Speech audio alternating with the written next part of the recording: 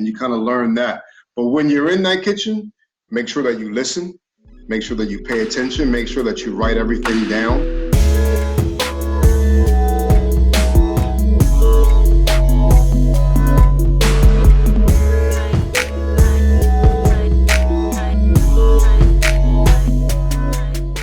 Now, what advice do you think you'd give to any aspiring chefs or individuals looking to pursue a career in culinary arts? Yep. Two things.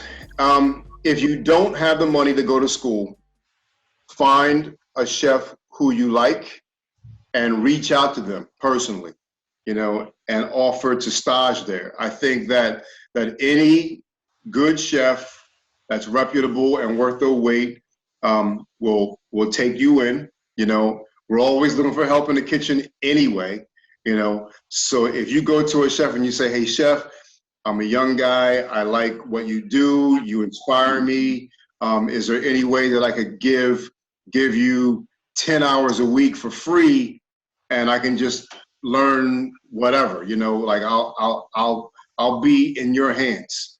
Most chefs will say, yeah, come on through. And you kind of learn that.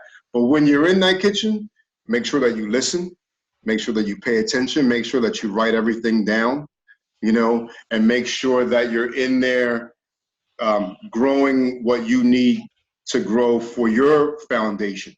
And then once you're kind of at that level to where you know the fundamentals, you know how to sear properly, you know how to bake properly, you know how to braise properly, you know how to truss a chicken, how to blanch things properly, you know what I mean? Not just kind of going through the motions, but you really know it.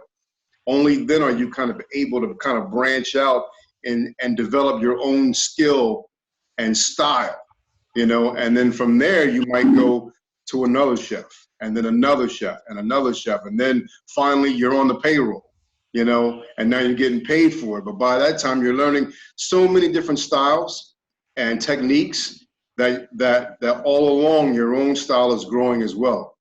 And you're learning how not just to cook, but you're learning how to work hard. You're learning to develop a work ethic. You're learning to respect the craft. You're learning to respect the chef and the hierarchy in the kitchen, learning to respect the field, respect yourself. I mean, there's other things besides food that you're learning that's right in front of your face that sometimes you don't even see. You know what I mean? So just pay attention to all the moves when you're in there. Mm-hmm. Do you think that's one of the most difficult aspects, is developing your own personal style?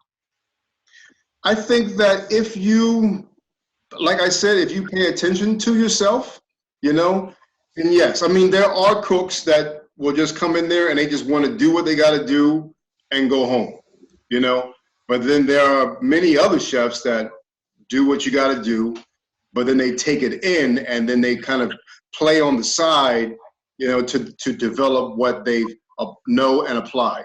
Now they want to create some dishes that come from a certain place in their background, their spirit, their heart, and apply this braising technique, the blanching technique, the baking technique to something that might speak to them. You know what I mean? And then they develop, and then their style right there is born.